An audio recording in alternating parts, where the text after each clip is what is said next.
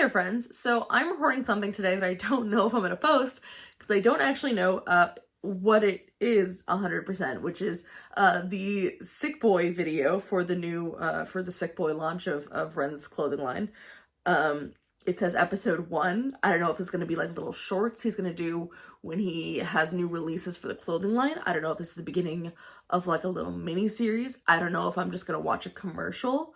Or like, I don't think it's a music video. I don't know if I'm just gonna watch like, I don't know. I don't know what it is I'm about to see. I assume it's going to be sort of a vaguely plot-ish kind of, more like statement piece of art than about the kind of his what he intends the vibe to be like. Anything I've seen at the clothing line just feels it is very funny because like everything that I've seen of like the images from this, and it looks like from like a screenshot or two I saw, look very like the Slaughterhouse music video. So I'm curious to see if we'll see some of the sets or things like that from it. I believe it might be one of the same directors as the Slaughterhouse video.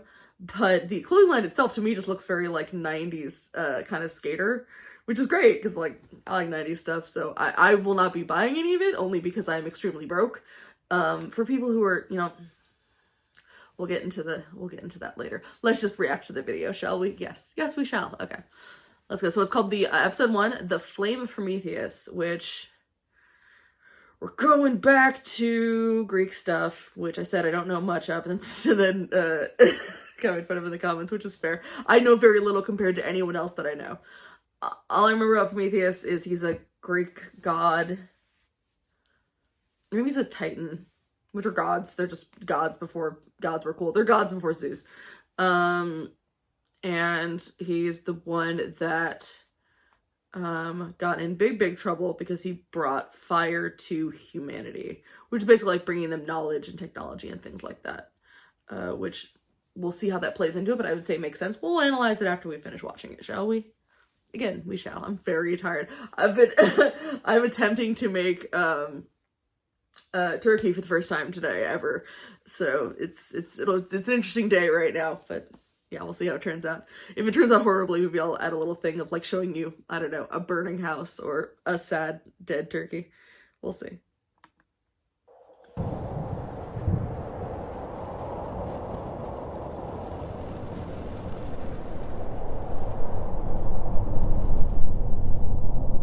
Have you ever heard the story of Prometheus? I have.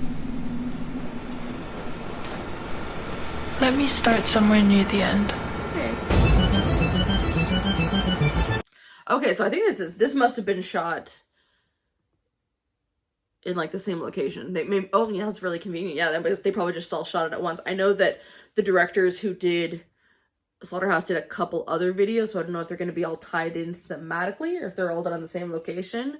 Which, hey, I mean, that's just smart filmmaking right there. Use your location as much as humanly possible. Get as much as you can out of it.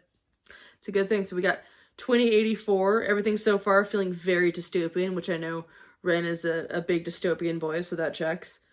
The music, the synth kind of music, feeling very...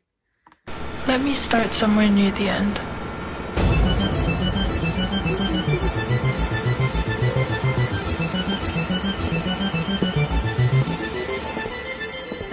After the Great Collapse, the sick were rounded up like rabid stray dogs. Those who were strong enough were put to work in subterranean farms. First, they would be stripped of all dignity afforded to a human. Then, their bodies would be decontaminated and purged of the stench from the surface. It's so cool because of that, because keeping everything dark and just the bright lights, everything makes it look they look like they're being treated not like humans. Everything looks very Slaughterhouse or just like some sort of basically meant for animals, which isn't great that it's meant for animals. They've got the decontamination thing, which again, just that bright light showing, so you can just imagine being there. You're naked, you can feel the cold, you can feel that stuff. It's very, very visceral filmmaking, which is great. Their bodies would be decontaminated and purged of the stench from the surface. In order to create an effective cog, you must first bleed it of all autonomy and free will. There's something a little bit fun about that. I'm just like, hey kids, would you like to dress like these sad faceless people? Which I get it. But it is kind of funny. It's just like, hey, would you like to wear the uniform of the oppressed? Let's go. It feels very... I really would love to hear, I wonder if he did a stream, or if he's talked about it at all, what his sort of inspirations were as far as this goes. Please let me know, because I am curious. Because I can think of a lot of films, but for some reason the one that's coming to mind, my ultimate favorite, is Metropolis, which is a silent film. It's been known as like the first sci-fi movie, kind of, and it's very much about like a subterranean people who are just forced to work nonstop, and this woman who tries to sort of speak up for them. She is a very kind woman, but she is I haven't watched it in a while. It's just lusted after by, I think, like the son of the man in charge. Basically, someone in charge finds her attractive. She says nah, and they basically use her image to destroy what she's trying to do. They use her image. They make a robot basically that looks like her to kind of be everything that she is against, almost being the poster woman for this oppressive society. It's really interesting. But yeah, just the subterranean people being put to work. Also, hey, you know, if you're gonna make a workforce, don't put sick people. They're not gonna last long. And they're keeping it very vague. Like, obviously those who know the story, when you think sick and you think Ren, you think the things you know he has, but this can mean anything. This could mean physically sick, could mean mentally sick, it could mean whatever society deems as sick, which could mean all kinds of things, as we've known over the years, as I've had to, unfortunately, explain to my mother several times when she doesn't quite understand why things like, gay pride parades need to exist. And I go, well, Mom, if I had been born, if I had been alive when you were born and around and an adult and been gay, I would have very likely been put in a mental hospital and had terrible things happen to me because I was an outspoken woman who liked women. So again, it's whatever society deems sick. Their bodies would be decontaminated and purged of the stench from the surface. In order to create an effective cog, you must first bleed it of all autonomy and free will. He or she must stop being human and become a limb. Those who were deemed too sick for work were discarded. To keep them alive would only... Must stop being human and become a limb. That's such a good line, isn't it? I like that a lot. And that... yeah, it's sorry. My brain is going to a million different things because I'm thinking of all these different things I've seen before. It's hard not to watch something dystopian because I've watched a lot of dystopian media or read a lot of dystopian books. It's hard not to feel, every time you watch something new, you kind of can't help but experiencing an amalgamation of everything you've ever seen in your brain. You know what I mean? The whole limb thing makes me think of this, one of my favorite short films of all time called The Hand. Which I should do a reaction video to The Hand just to show people, because I would analyze the shit out of that short film because it's one of my all-time favorites, and it's stop motion and it's Czech, and I love Czech animation. But yeah, it's the idea of this oppressive sort of am I trying to, sorry, my brain is mush. The symbol of the oppressive sort of overlord society being this hand, and this sculptor being forced to only, like, he's an amazing artist, forced to only produce images of the hand over and over and over again. And there's a lot more that goes into that story when you compare what's happening in the short versus what happened to the artist himself. And I could go on about that short forever, and maybe will eventually when I just say screw it and make what I want. Not that I'm not making, I mean, like, I'm always nervous. I'm like, oh, I don't know if someone will like this reaction video. I might just start making them to short films, just do analyzing videos, because fuck it, I really want to. If I stop being so nervous all the time. But yeah, that made me think of it, the whole idea of you must be a limb. You don't matter. And as someone who's worked for large companies, cough, cough, Disney cough. And look, I genuinely actually really loved working at Disneyland. I had a lot of fun because I you know, I worked in like the stores, I worked in the art gallery a lot, but for me, I was just, when I went to work, I was just thinking about like, oh, I love seeing kids, I love seeing families having fun, I love to be able to help facilitate at least something that will make someone's day good, because these people have saved up for who knows how long to get to go on this vacation, and I genuinely always wanted them to have the best time they could. I really did believe in, even if I didn't believe in the Disney company, I believed in the Disney magic of just getting to go to a place and already accept you're spending way too much money, but just sort of have fun with your kids or your spouse or yourself. I've taken many very wonderful trips by myself to Disneyland. But I also was always very aware that I was literally a number. I had an ID number, and that was all I was to anyone. And even if I ever had a problem, I was usually calling a different coast to get help. And the things I had to deal with, being a small cog in the great mousetrap, was oftentimes rough. And I got off lucky compared to other people. I'll never trade some of my experiences I had there. I have memories that are going to last me my entire life. Good and very bad. But yes, I know the feeling of being a cog in a machine, especially a machine you don't always love what the machine is doing, especially in times when you are deeply ashamed by the things the machine is doing, and you have to walk around knowing that you kind of have a giant stamp of said machine on your forehead, it seems like. Yeah. Anyway. All autonomy and free will. He or she must stop being human and become a limb. Those who were deemed too sick for work were discarded. To keep them alive would only further drain the earth of vital resources. Oh, that's, yeah, doing that, oh shoot, what's it called? Killing them like the air gun you kill cattle with.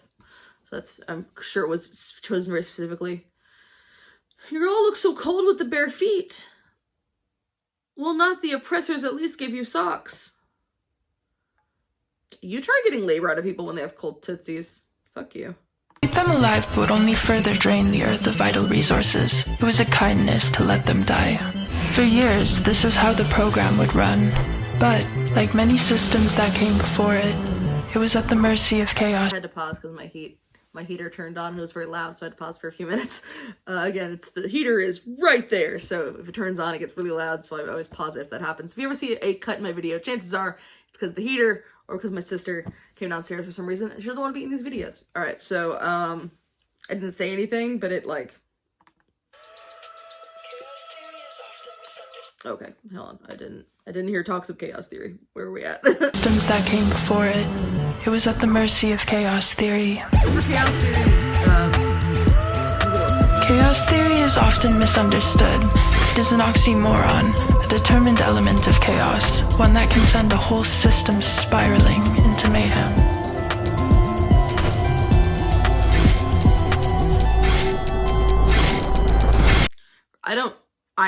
As much as I joke, well, not jokingly, I did say I don't know anything about mythology. I really don't know anything about math. I'm very bad at math. Because chaos theory, I think, is related to math and science. It's like trying to understand patterns and madness. Or it's like, from what I know it more of like as a behavioral thing. It's kind of vaguely related to like, I guess, like the butterfly effect of like small things having large, sort of consequences, I guess. I don't really know. I don't know enough about chaos theory. But I know it has to do with math often. So numbers frighten me. Can send a whole system spiraling into mayhem.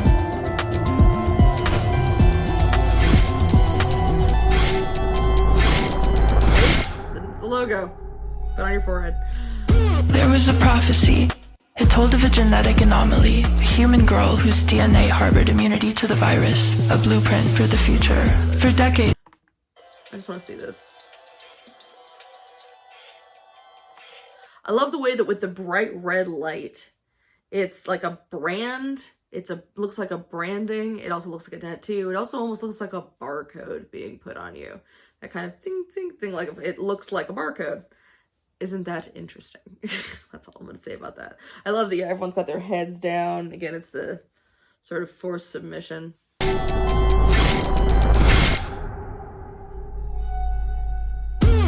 was a prophecy. It told of a genetic anomaly, a human girl whose DNA harbored immunity to the virus, a blueprint for the future. Now we're in Maze Runner territory. No. There's always somebody.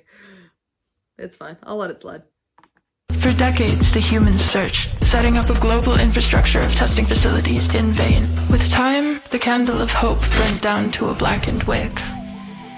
Whispers of the prophecy could still be caught traveling on the wind between members of the sick. Rivaling factions saw it as nothing but a dying superstition. Others clung to it like an amulet of hope. The rich and the elite, of course, used it as a method of control.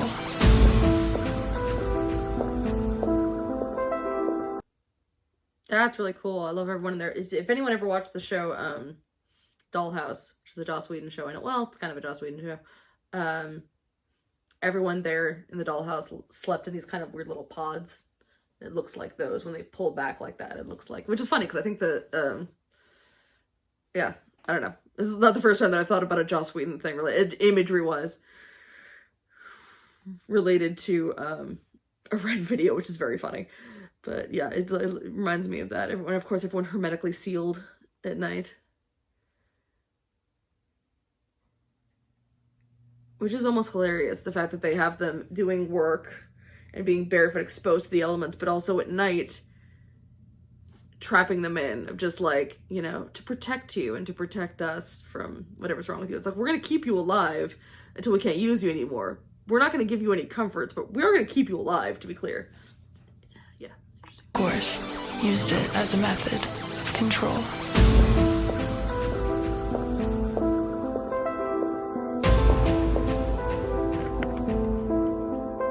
All slaughterhouse. Heater. I took too much time between the last time I started because I went to go check on food things. So anyway, back to actually doing this. Curse you, heater. I love you. I'm cold, but stop being so loud. Okay. Desperation is a powerful drug. Above fear, above loyalty to the party, the Dominion understood this and used it to their advantage. The Dominion. Such, oh goodness, this is very, I am enjoying this. It's I bet Ren loved making this. This feels so his jam, which makes sense because he made it. This is like kind of on the edge of my taste, but I still quite appreciate it. The Dominion understood this and used it to their advantage.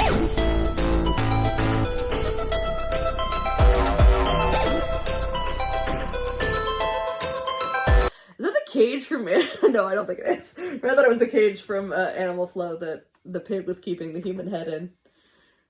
I'm gonna pretend it is. That's what it is. Okay.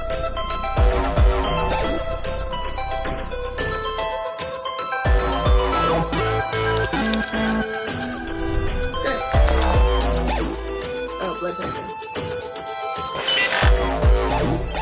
If you strip man of his basic needs, with enough time, he becomes a beast. Without shame and without morality, primal. How ironic that the creations and brilliance of man should reduce him to his primal state. I guess with time, everything returns to source. While it was still part of protocol to test every subject for immunity to the virus, the outcome was predictable. There was no suspense. Any hope that testing would bear fruit died years ago. Hey, if the blood is gonna overflow that much in the machine, get a smaller needle. You're wasting blood and it's probably cleanup every time. I know you're like really kind of probably getting off on this a little bit, good sir scientists. And all your red looking like, again, I'm sorry. I'm not even that, like, I don't like Joss Whedon anymore, but it's the red with the black gloves. I go to Dr. Horrible at the end of the Dr. Horrible musical, which is not good looking back on it anymore because it didn't hold up well. But anyway, I can't help it. The visuals keep, for some reason, reminding me of Joss Whedon franchises. But just have a smaller needle or a smaller syringe to take that much blood. You don't need that much blood, clearly. That just seems... Obviously, with all the plastic wrap, y'all don't care about being messy, but still, it seems like a waste. No suspense. Any hope that testing would bear fruit died years ago. That is until we introduce chaos theory.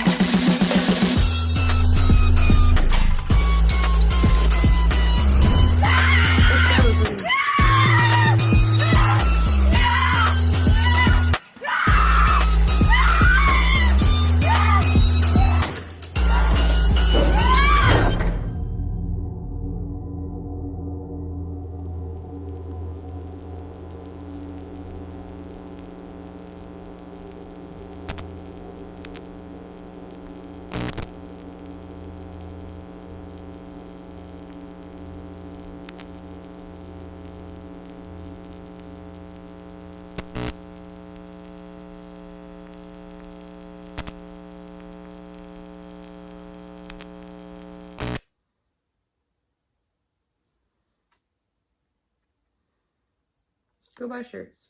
Okay.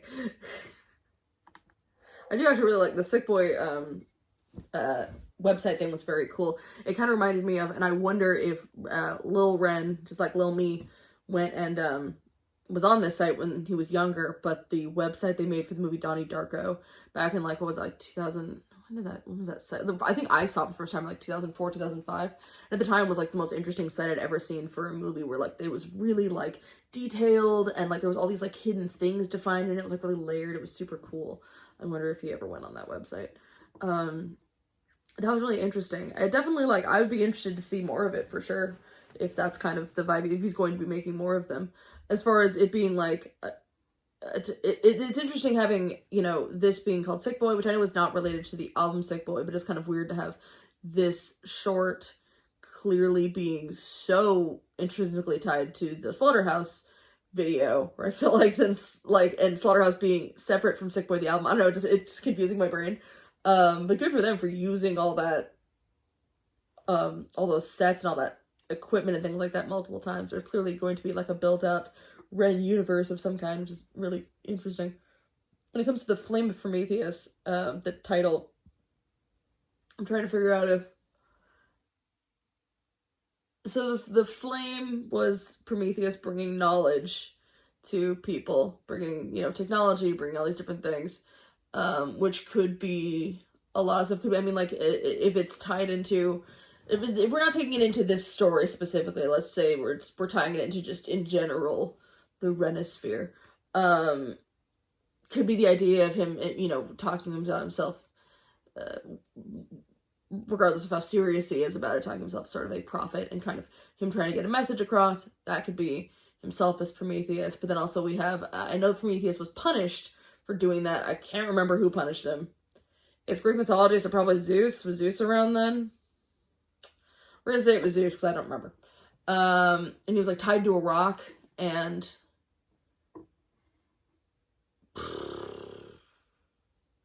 he like got his, I think he was, oh, I should read it, but I'm not going to. I think he's the guy who, I think he's the god who his punishment was, like birds came and ate his intestine, no, his liver.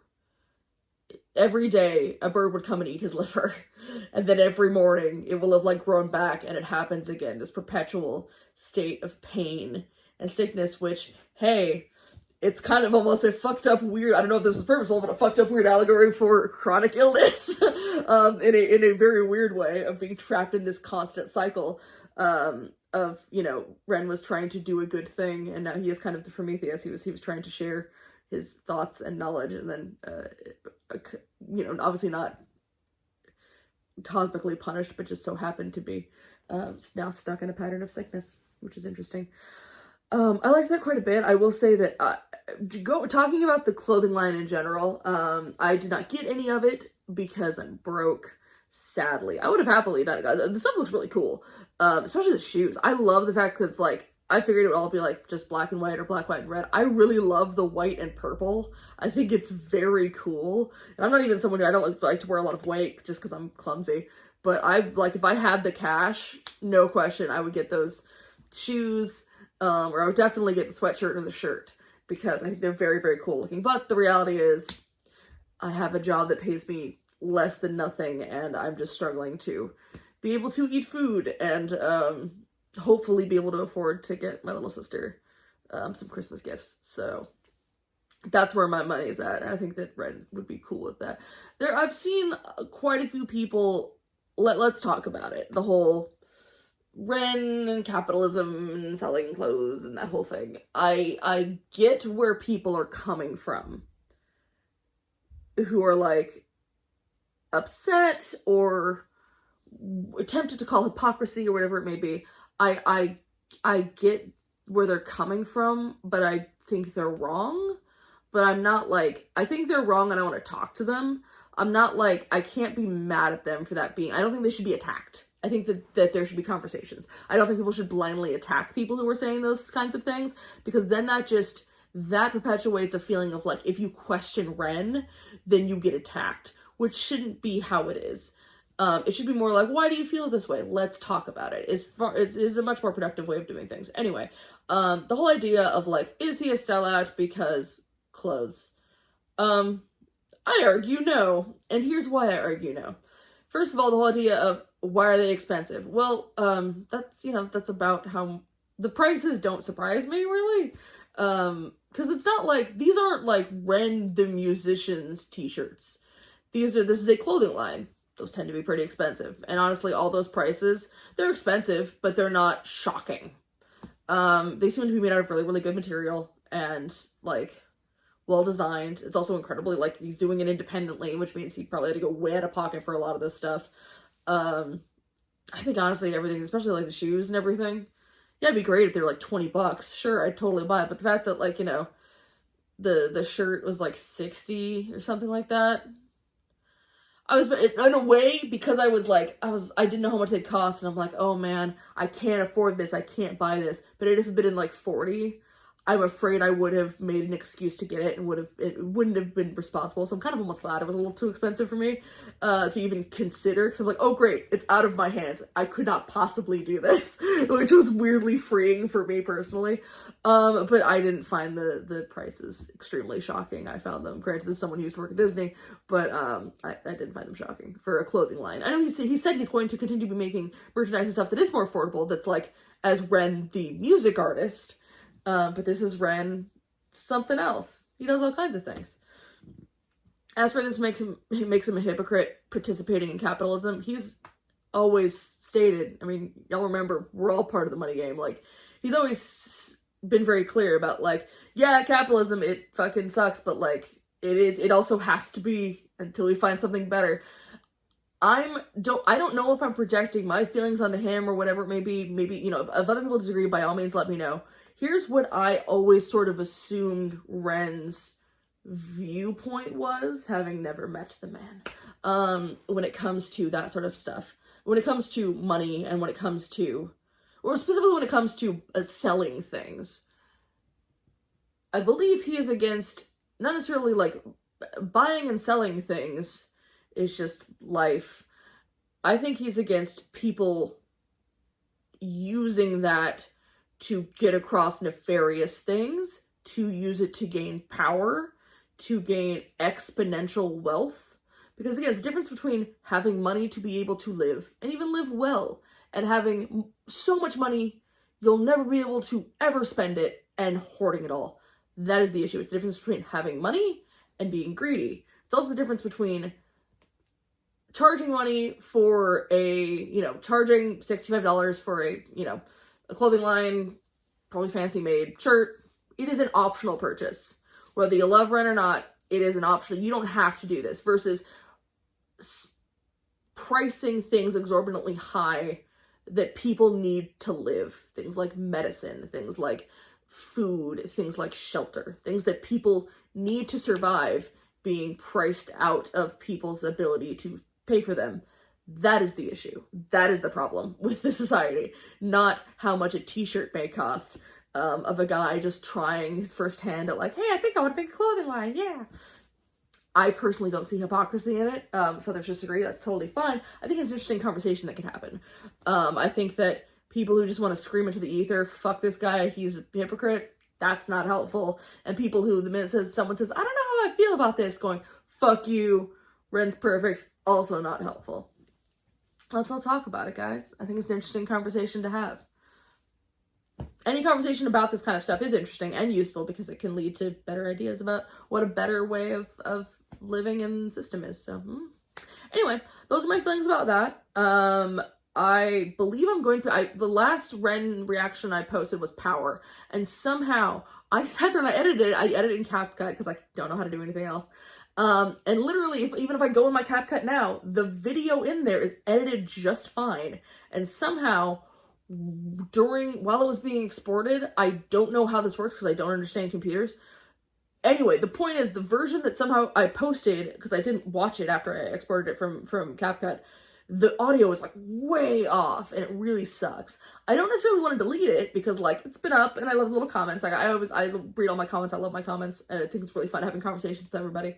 So what I might do is just like upload it again. Like maybe leave that one up and then just do a re-upload with it actually edited properly, and I'll double check it. I don't know what the hell happened, but something happened. Anyway, so there we go. I guess look forward to Power again. And then my next reaction, I already know what it's going to be because it's one that I choose, which is going to be musical related, because there's a musical that I love called Black Friday, and I want to cover one of the songs for Black Friday for tomorrow, because why not? Another joy of capitalism. Let's do some songs from the Black Friday musical, which is a great horror musical. I love it so much. Anyway, that's all I got, and I will see you guys another time. If you're here in America, happy prefixed menu day.